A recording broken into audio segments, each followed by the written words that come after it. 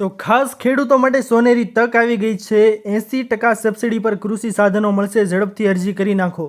ભારત સરકાર ખેડૂતોની આવક વધારવા અને કૃષિ ક્ષેત્રને આધુનિક બનાવવા માટે સતત નવી યોજનાઓ અમલમાં મૂકી રહી છે। આ સંદર્ભમાં સરકારે કૃષિ સાધનો સબસિડી યોજના 2025ની શરૂઆત કરી છે અને આ યોજના હેઠળ ખેડૂતોને ટ્રેક્ટર, થ્રેશર, કમ્બાઇન, હાર્વેસ્ટર અને સ્પ્રેયર જેવા આધુનિક કૃષિ સાધનો છે તે ખરીદવા માટે નોંધપાત્ર સબસિડી મળશે।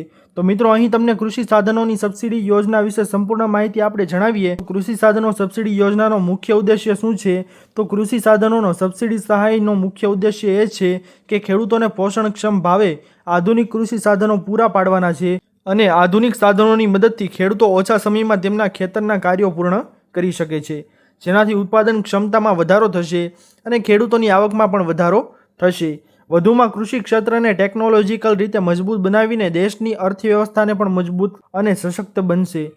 તો ખેડૂત મિત્રો, સાધનોની ખરીદી પર ખેડૂતોને 40%થી 80% સુધીની સબસિડી મળશે અને આ રકમ ડાયરેક્ટ બેનિફિટ ટ્રાન્સફર એટલે કે ડીબીટી દ્વારા ખેડૂતોના બેંક એકાઉન્ટમાં ટ્રાન્સફર કરવામાં આવશે। તો ખાસ અને મહત્વપૂર્ણ માહિતી છે દોસ્તો કે સાધન સબસિડીમાં ખેડૂતોનો મુખ્ય ઉદ્દેશ્ય શું છે અને સાથે આપણે પાત્રતા અને ધોરણ વિશે વાત કરી લઈએ।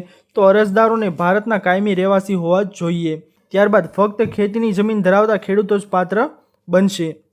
ખાસ માહિતી દોસ્તો, અને લાભો મેળવવા માટે ખેડૂતોનું આધાર કાર્ડ અને બેંક ખાતા સાથે લિંક હોવું તે આવશ્યક છે। તેનું આધાર કાર્ડ પણ જોશે અને સાથે તે આધાર કાર્ડ છે તે તેના બેંક એકાઉન્ટ સાથે લિંક હોવું જરૂરી છે।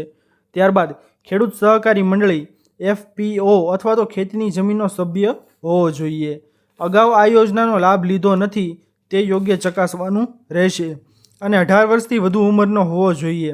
18 વર્ષથી નીચેનો ખેડૂત હશે તો તેને આ યોજનાનો લાભ છે તે મળવાપાત્ર થશે નહીં અને ત્યારબાદ સંબંધિત રાજ્યમાં નોંધાયેલ ખેડૂત હોવો જોઈએ। દોસ્તો, કૃષિ સાધનોની સબસિડી યોજનામાં જરૂરી દસ્તાવેજો વિશે વાત કરીએ તો આધાર કાર્ડ જોશે, ત્યારબાદ અરજદારનો પાસપોર્ટ સાઇઝનો ફોટો, અરજદારની સહી, અરજદારની બેંક પાસબુકની નકલ, અરજદારનો રહેઠાણનું પ્રમાણપત્ર અને જમીનના દસ્તાવેજો। આટલી વસ્તુઓ છે દોસ્તો તે જોશે। જમીનના દસ્તાવેજમાં તમારે 7/8 છે તે લાવવાના રહેશે। સાથે દોસ્તો આપને જણાવી દઈએ અહીંયા કે કૃષિ સાધનોની સબસિડી માટે અરજીની પ્રક્રિયા કઈ રીતની રહેશે।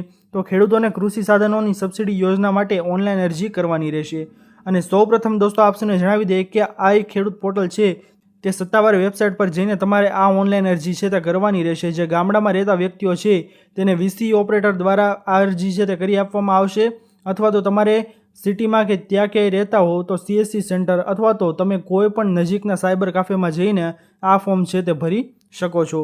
અહીં કૃષિ સાધનો સબસિડી યોજના પર ક્લિક કરવાનું છે અને ત્યારબાદ નોંધણી ફોર્મમાં બધી જરૂરી વિગતો છે તે બધી વિગતો તમારે ફિલઅપ કરવાની રહેશે અને જરૂરી દસ્તાવેજો છે તે તમારે અપલોડ કરી અને ફોર્મમાં સબમિટ કરવાના રહેશે।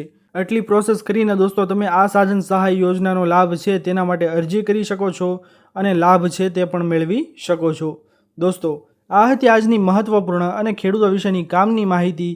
આશા કરું છું દોસ્તો કે આપ સૌને આ મહત્વની માહિતી પસંદ આવી હશે। જો પસંદ આવી હોય તો વિડીયોને લાઇક કરવાનું ભૂલતા નહીં। ચેનલ પર નવા આવ્યા હો તો અમારી ચેનલ ખેડૂત ઓનલાઈન પોઈન્ટને સબસ્ક્રાઇબ કરી અને બાજુમાં આપેલા બેલ આઇકનને પણ પ્રેસ કરી દેજો, જેના લીધે આવી જ મહત્વની માહિતી આપ સૌને આ ચેનલના માધ્યમથી મળતી રહે। તો દોસ્તો મળીએ હવે પછીના વિડીયોમાં, ત્યાર સુધી જય હિન્દ અને વંદે માતરમ।